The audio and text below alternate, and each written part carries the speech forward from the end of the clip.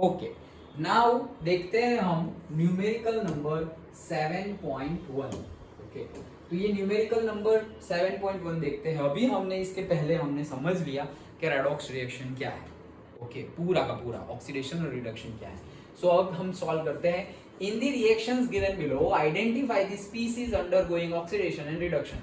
तो भाई इसमें ही हमें किसका ऑक्सीडेशन हो रहा है और किसका रिडक्शन हो रहा है वो बताना है। चलो, तुम बहुत इजीली बता सकते हो। ये पहली रिएक्शन है, ये तो हमने अभी देखी थी। H2S है, उसमें क्लोरीन ऐड हो रहा है, HCl और सल्फर। तो पता हो कि किसका ऑक्सीडेट। देखो, रेडॉक्स रिएक्शन होगी, पूरी की पूरी केमिस्ट्री रेडॉक्स रिएक्शन है। पहला ही सेंटेंस चैप्टर के स्टार्टिंग में हमने पढ़ा, पूरी केमिस्ट्री रेडॉक्स रिएक्शन है। तो भाई अगर मैं बोलूं ये रिएक्शन कौन सी है, तो डोंट से के रिडक्शन और डोंट से द ऑक्सीडेशन, गलत हो जाएगा, पार्शियली करेक्ट आंसर हो जाएगा। ये कौन सी रिएक्शन है, तो तुम्हें बोलना है रेडॉक्स रिएक्शन, दोनों है। अच्छा, फिर डिटेल्ड में पूछूंगा, अच्छा दोनों है, रिडक्शन भी है ऑक्सीडेशन भी है। चलो बताओ किसका रिडक्शन हो रहा है, चलो बताओ किसका ऑक्सीडेशन, चलो बताओ। H2S में से H निकल जा रहा है और क्लोरीन के साथ ज्वाइन हो जा रहा है। तो H निकल जा रहा है मतलब ऑक्सीडेशन हो रहा है किसका, H2S का। अच्छा, रिडक्शन हो रहा है क्लोरीन का, उसमें H जुड़ जा रहा है। वेरी गुड, रिडक्शन हो रहा है क्लोरीन का क्योंकि addition of hydrogen is reduction. तो क्लोरीन में हाइड्रोजन ऐड हो गया है तो वो reduction. Very good, next. Reduction हो रहा है मेरे Fe3O4 का।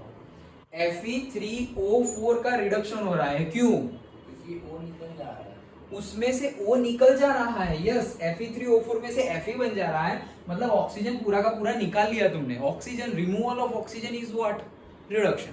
तो Fe3O4 का क्या हो रहा है, रिडक्शन। और ऑक्सीडेशन किसका हो रहा है, एल्यूमिनियम का ऑक्सीडेशन हो रहा है, क्योंकि वो जो निकला हुआ है ऑक्सीजन वो एल्यूमिनियम के साथ जुड़कर उसमें एडिशन हो गया तो एल्यूमिनियम ऑक्साइड बन गया।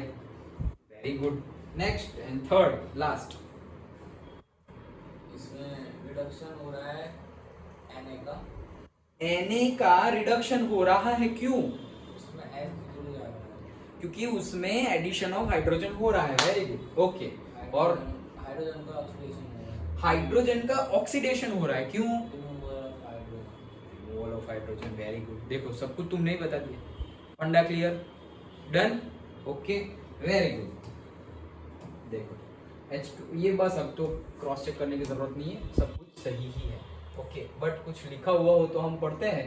With the careful application of the concept of electronegativity only we may infer that the solution is oxidised and hydrogen is reduced. Okay, reaction 3 chosen. अच्छा, मतलब ये कुछ ना कुछ बोल रहे हैं, सो हम देखते हैं, सिर्फ पढ़ लेते हैं। तुमने जितने भी आंसर गिवन दिए हैं वो सारे सही ही है।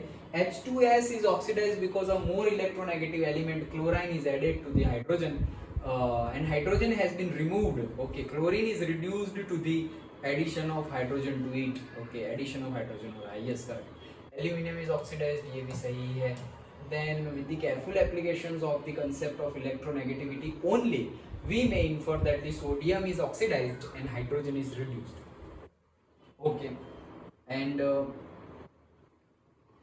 इलेक्ट्रोनेगेटिविटी ध्यान में ना ले, यहाँ पे लिखा हो with the careful application of the concept of electronegativity, वो ध्यान में ना ले तो भी वहां तो हाइड्रोजन है ही ना।